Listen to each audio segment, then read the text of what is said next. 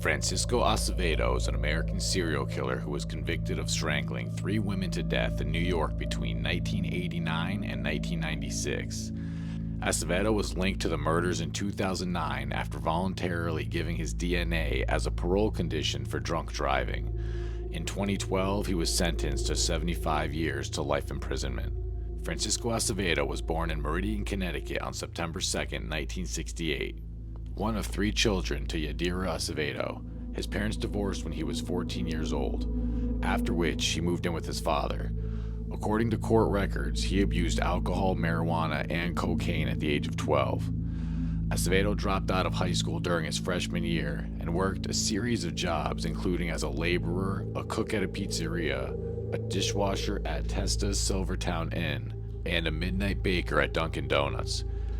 In the 1990s, he was living in Mount Vernon, New York. He met his wife while working at a way kitchen, with whom he would have 2 sons.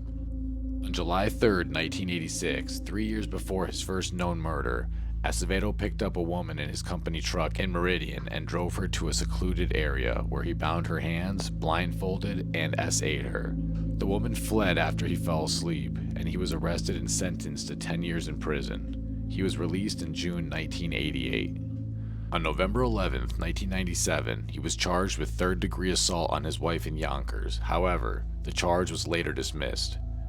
On August 30, 1998, he was arrested again for breaking his wife's nose after punching her in the face.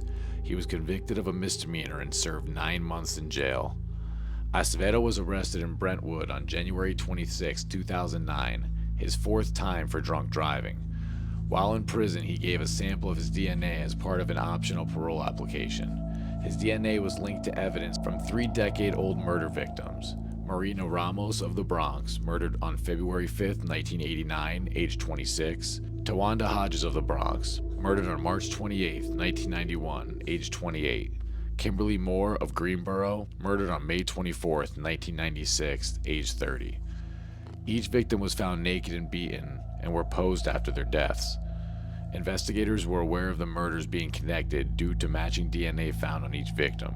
However, they had no suspect whose DNA matched prior to Acevedo's arrests. Acevedo maintained his innocence, claiming that he had sexual intercourse with the victims but had no involvement in their murders.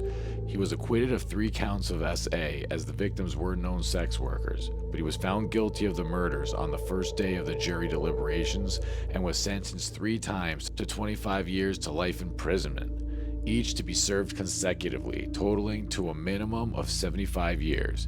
He is currently incarcerated at Greenhaven Correctional Facility.